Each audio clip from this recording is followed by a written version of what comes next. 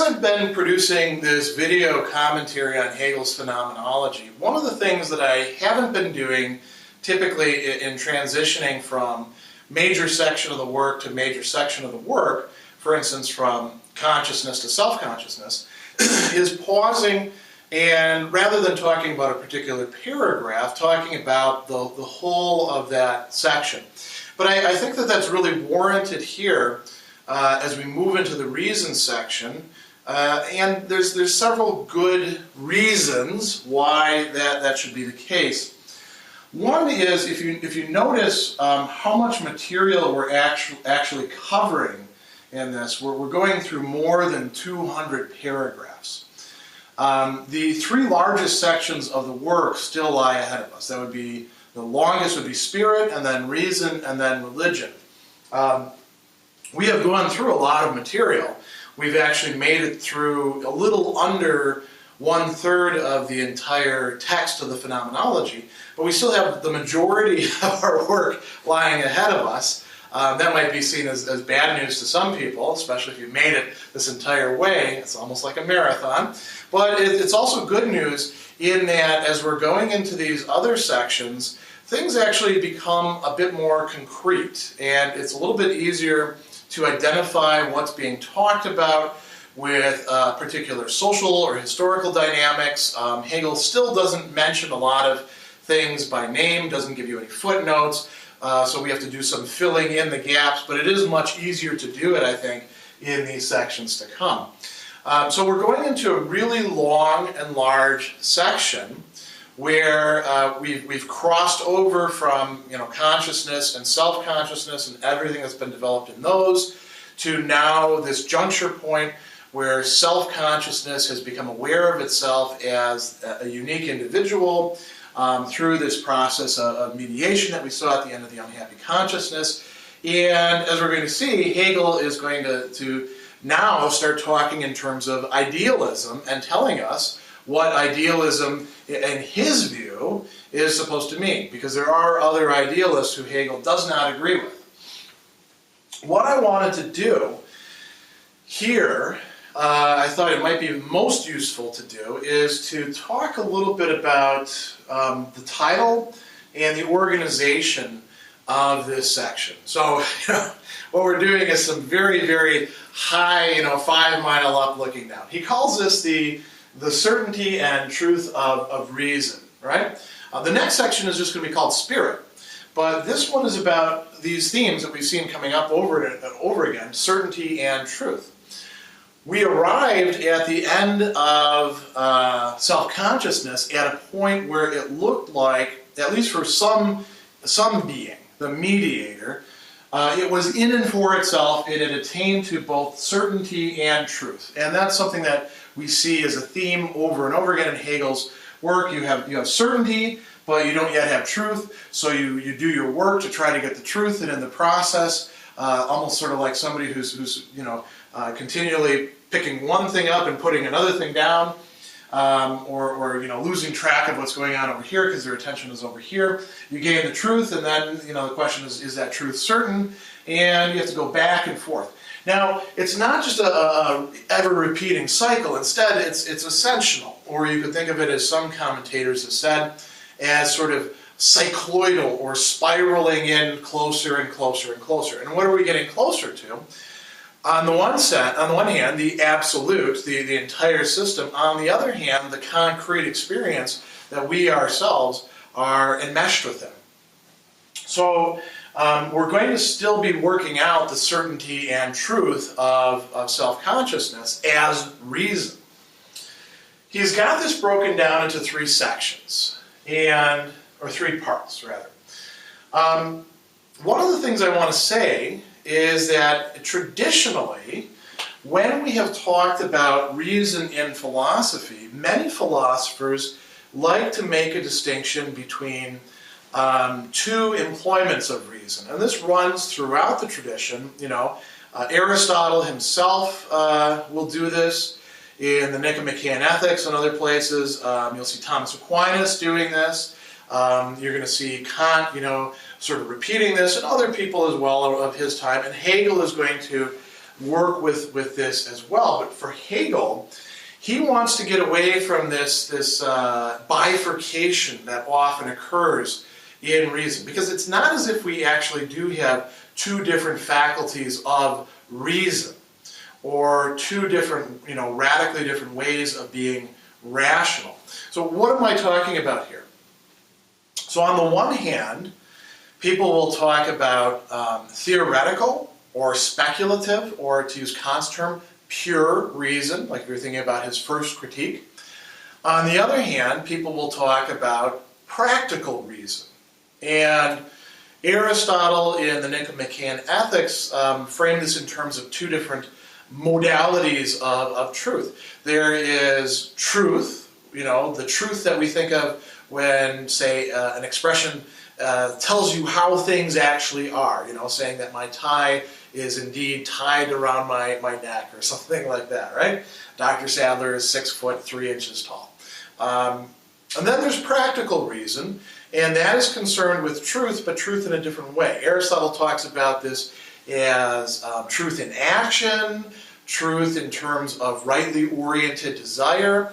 And one of the things that we see throughout the history of thought is that philosophers tended to be much more interested in working out and working with theoretical or speculative or pure reason. Now, there's a problem with that, because practical reason is, in a certain sense, what connects us more closely with the world and ourselves, because we exist through action. We do think, right? But thinking itself is an action. So if you don't have some way of connecting these two together, Thomas Aquinas will talk in terms of analogies between how theoretical reason works, using, say, syllogisms or things like that, and then how practical reason works as well. But it's all kind of hazy, isn't it? And it doesn't effectively capture not only what goes on in our own day-to-day practical reasoning, but how this whole world historical process, which has generated so many things, operated on the basis of a developing, further and further, unfolding itself, rationality. When we think about history, we shouldn't think, on the one hand, that everybody was just like ourselves, except wearing different costumes, and stuck in different social relations. On the other hand, they're not radically distinct from us in being so completely different that we can't relate to them and understand that they were rational beings as well, engaged in reasoning about things. I mean, all you need to do for evidence about this is read some of the great ancient authors. I suggest reading Epictetus's discourses, and you'll see a lot of discussion of how rationality works on a practical basis from him. Now, all that said, notice what you're not seeing here. Hegel does not begin by saying, first I'm going to treat pure reason, because Kant did that, and I'm one of Kant's successors, and then I'll treat practical reason. Instead, he talks in terms of observing reason, beobachtende reason, actualization or Verwirklichung of the rational self-consciousness through itself, and then finally individuality, which is real in and for itself. You can, if you want to, identify the very first section or first part of reason, observing reason, with this conception of theoretical reason, right? Because a lot of what Hegel is going to do, if we look at the section headings and content, we start with an observation of nature, description, laws, observation of the organic. Now it's already starting to get a little bit tricky. How do you observe living things? Teleology. All of that seems to be more or less within the realm of the theoretical or the speculative, dealing with things that are, right? And making claims about that. Then we get to observation of self-consciousness in its purity and in its relation to external actuality, logical and psychological laws.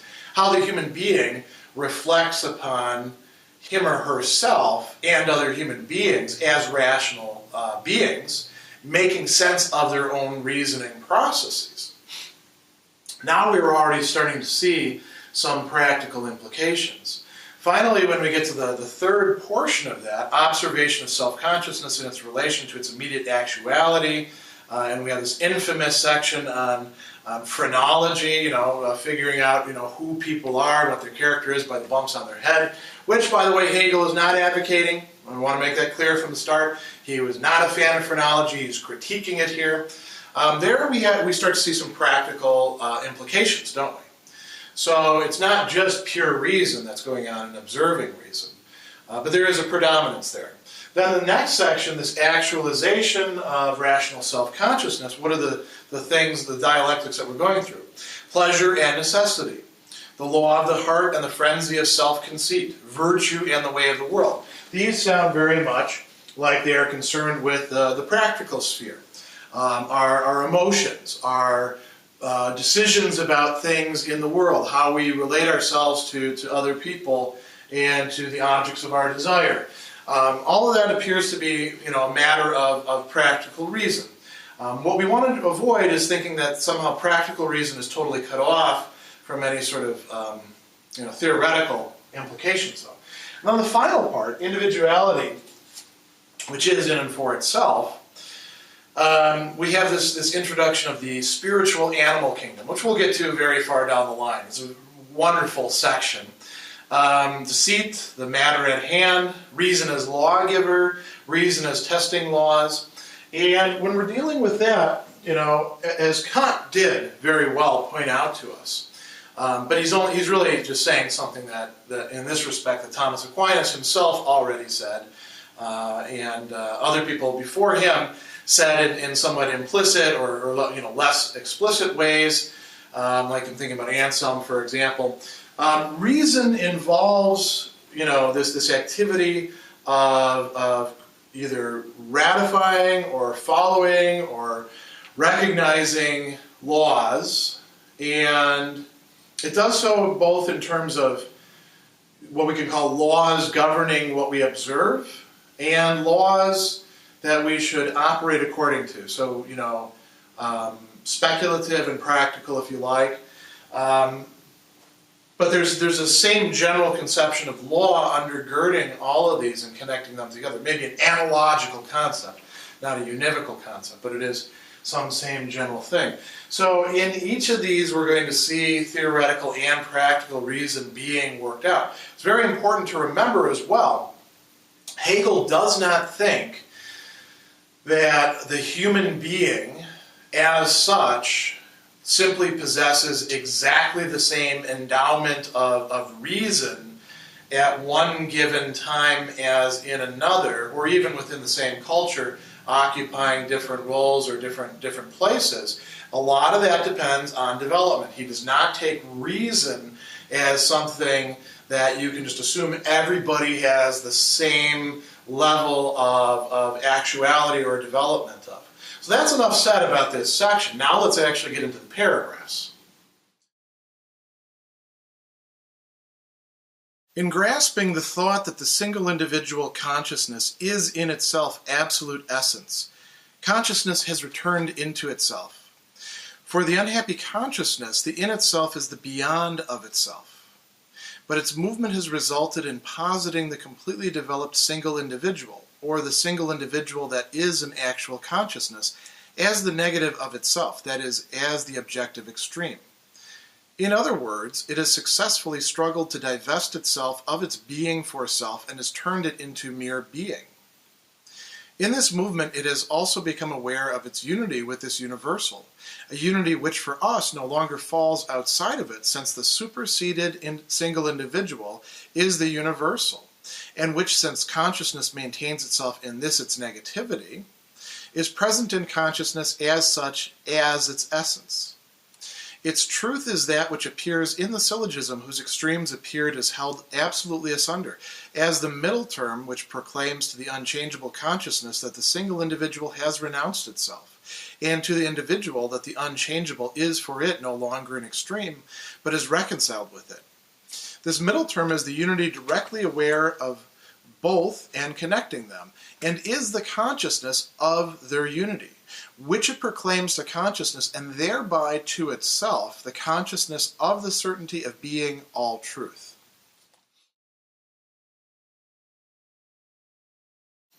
As we begin this massive section then with paragraph 231, let's remember, because that's what Hegel is doing for us, reminding us, that we just emerged from the unhappy consciousness. And in the unhappy consciousness, we arrived at this point where the importance of the mediator as a kind of unifying or imparting point within consciousness, but not truly realized as consciousness, was posited, and posited as a mediating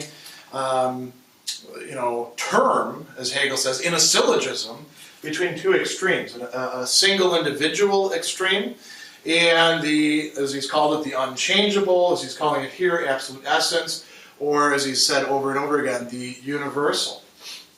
So what's going on? He says, in grasping the thought that the single individual consciousness is in itself absolute essence. So somehow there's an identity going on here. It's not just that this is way over here, this is over here, there's the mediator in between, doing what he or she or it does, maybe taking a little bit off the top and, continuing to have its importance in that role. Instead, the mediator, you might say, in certain ways, is going to drop out because the single individual is, in fact, identified with the absolute essence. So he says, for the unhappy consciousness, the in itself is the beyond of itself. This over here is what was not realized as really being what one is. And we should say here at this point as well, that it's not just only what one as the single individual is, but what every other single individual is as well. So if this is God, then I am God, but so is that guy over there, and so is that person behind the camera, and so on and so forth, right? Whatever we're picking as the universal. So he says, its movement has resulted in the completely developed single individual, or the single individual that is an actual consciousness. That was the progress that was made there. As the negative of itself, as able to contain negativity. It treats itself as the objective extreme, but as we saw, when it's doing that, it's also behaving as a subject. It can't make itself solely into a thing and push subjectivity off on this side, because it's acting as a subject in doing so. And when it finally gets that, that's when we have a transition point here. So he says it's become aware of its unity with this universal, right? A unity which for us no longer falls outside of it, since the superseded single individual is the universal, which, since consciousness maintains itself in this, is present in consciousness. It is consciousness that, in which, let's say, consciousness in which this schism or division had taken place. It is within consciousness that the mediator appears, although it appears to the individual as if the mediator is something else, and so we have this entire beyond over here. But really the unhappy consciousness has been constituting all of this itself. Now we're going to have a transition. And instead of having the mediator remaining in place, what we have is the consciousness of unity, right? What's left of the mediator, you could say, is still mediating by doing this. It's telling the absolute essence that the individual has renounced itself, that it's not just being a bare individual, disconnected from the absolute essence, but in a certain way, it is the absolute essence. On the other hand, it's proclaiming to the single individual that the unchangeable has become reconciled with it. Now, who is this mediator? This is where it gets really interesting. The mediator is, now in this case, the single individual. Not every single individual, because there's still historically going to be plenty of people who are, approaching the unchangeable, the universal, through the mediation of a counselor, a priest, a minister, a king, whoever's the go-between, a philosopher perhaps. But in this case, it's possible for the single individual to realize him or herself that they are, because they are consciousness, they are this unity. And what that means is, like Hegel's going to say, that they are this certainty of being all truth. This is a very radical thing to say. That it's one thing to say that, whatever the universal is, the universal of universals, whether it's the form of the good, whether it's, mind thinking itself, whether it's, God is traditionally conceived, who knows, the world process. It's one thing to say that that is certainty of being all truth. It's a whole other ballgame to say that the individual realizes somehow that they have a certainty of being all truth. And what could this possibly mean? How would we get past the paradoxes that this is going to introduce? Well, as usual with Hegel, it's not all going to happen at once. There's going to be a process of slowly uncovering and exploring these things. That is the way the negative works. But now the negative has been completely encompassed within the scope of consciousness.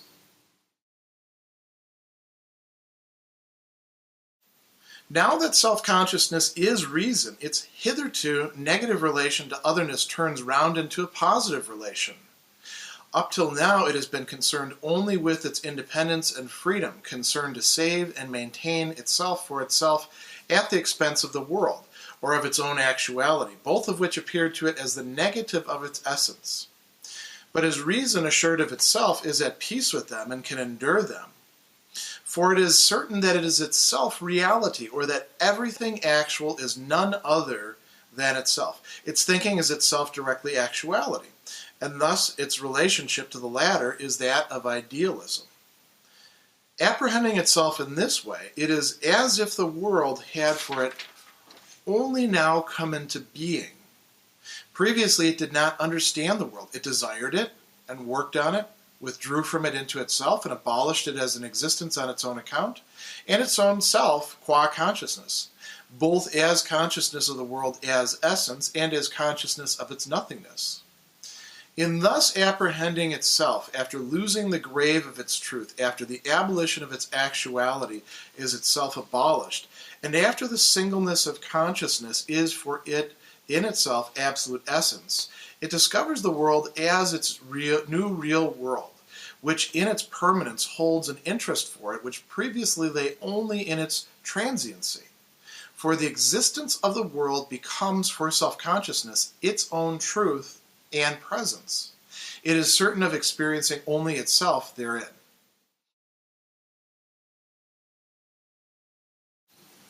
Here in paragraph 232, just the second paragraph in this new section, Hegel is going to drop a terminological bomb on us in talking about idealism. And what I want to say here is several things. One is we're going to talk a lot about the nature of idealism as we explore these other paragraphs to come, so we don't have to try to figure it all out right now with respect to this paragraph. But Hegel is going to tell us something really important about it. Another thing I want to say is that we've gotten to the point in our use of this term where to many people, when they hear idealism, it connotes a kind of fuzzy-headedness, sentimentality, optimism, giving people the benefit of the doubt. Hegel's not talking about that at all. The other thing to say is that for people who remember the sort of older philosophical use of the term, it's very important not to identify Hegel's version of idealism with other people's versions of idealism, which Hegel is going to take pains to critique and distance himself from. So, if you understand idealism along the lines of Berkeley or even Kant, that's not the same thing as what Hegel is proposing. And what you're going to see as Hegel's idealism, you have to see by going through the process of each of these paragraphs and understanding what it is that he's getting at.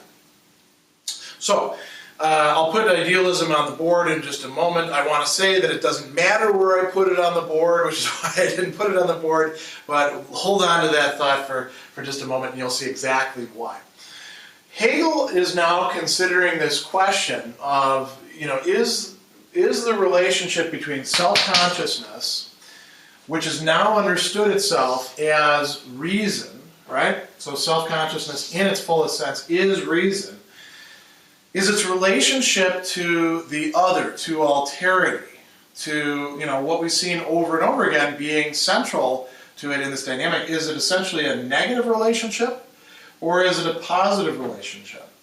And in the past, it has been primarily a negative relationship. That's what he's going to get at in talking about the other things that I have on the board and the other things that are in the paragraph, the cost that the person doesn't want to pay. What's going on in reason is a shift to a positive relationship towards alterity. I probably shouldn't just cancel that out, but I couldn't resist negating the negation, right? Because what's going to happen is this is actually transformed. This is Aufhebung, right? As we move from one stage, Gestalt, to another Gestalt. But the negative is being transformed into a positive relation with the other. How is that happening? Well, we're going to see that play itself out. Let's see what the negative relationship was first. So he says, self-consciousness was so concerned with its independence and its freedom. It had a desire for independence and freedom, neither of which it totally ever enjoyed at any given point. I mean, it would have a limited amount of independence and then realize that independence was itself conditioned independency to something else, or that it would had a sort of expiration date. Likewise with freedom, it would have an advance and realize, I'm free, and then suddenly another perspective would open up and it realized that it wasn't as free as it thought. But what's important here is that in order to try to preserve its independence and freedom, it turns against two things. Its own actuality, Hegel says, its own Wirklichkeit. And what does he mean by Wirklichkeit? Let's remind ourselves, when we're talking about the individual, we're talking about the contingent existence, the contingent actions, the contingent desires, the work, even the giving of thanks of the individual existing in time, place, culture, with its characteristics. It turns against that, and we've seen this happen in multiple different ways. It also turns against the world. So it doesn't just turn against a portion of itself, it turns against the rest of what's happening. The world includes not only objects like chalk and chalkboards, or the clothes that I'm wearing, but other people, other self-consciousnesses. This is very important. And it doesn't want to pay the cost for either of these. Well, what is that cost? Turns out it doesn't actually have to pay any cost, because it doesn't have to make a choice that it thought it had to make between independence and freedom and having actuality and encountering a world. So he says, as reason, assured of itself, it is at peace with them. This is a process, this becoming reason, this rationalization. This is a process of not only, as Hegel's called it, reconciliation, but we might call it reintegration of the human person. So he says, because it's certain its self-reality, that everything actual is none other than itself, its thinking is itself directly actuality, it is able to be at peace with them and can endure them. And here's where he says its relationship to actuality in terms of the world, actuality in terms of itself, is that of idealism. What does idealism mean? Some people want to say idealism means that everything that exists is just in our minds. And in a certain sense, okay, that's ideas in our minds. I get where people are coming from with that. Every real idealist has never said that it's just a matter of ideas. There's also explaining, sort of what's beneath the ideas, but that's a starting point. Another way of looking at idealism is to sort of turn it outward and say the world that we are experiencing and the world within us is within our consciousness. So it's not something radically foreign and other, never graspable by our consciousness. Insofar as it is for consciousness, it has what being it has. May not be that our consciousness of it is entirely adequate to it at this point. The idealist doesn't have to claim that it is. But what Hegel is saying is that reason, rationality, as an active power, as the way that a person is engaging the world, understanding themselves, understanding their relations with others, understanding the social world, represents an incredible optimism that thinks that the world is knowable because the world is for it. Now, what does that mean? He goes on and he says, apprehending itself in this way, because it understands itself differently, it is as if the world had for it only now come into being. Isn't that a marvelous way of putting it? What is taken to be the world up to this point was not really the world. It's only able, once it feels secure enough, to trust the world and to say the world is not going to swamp me because it's other.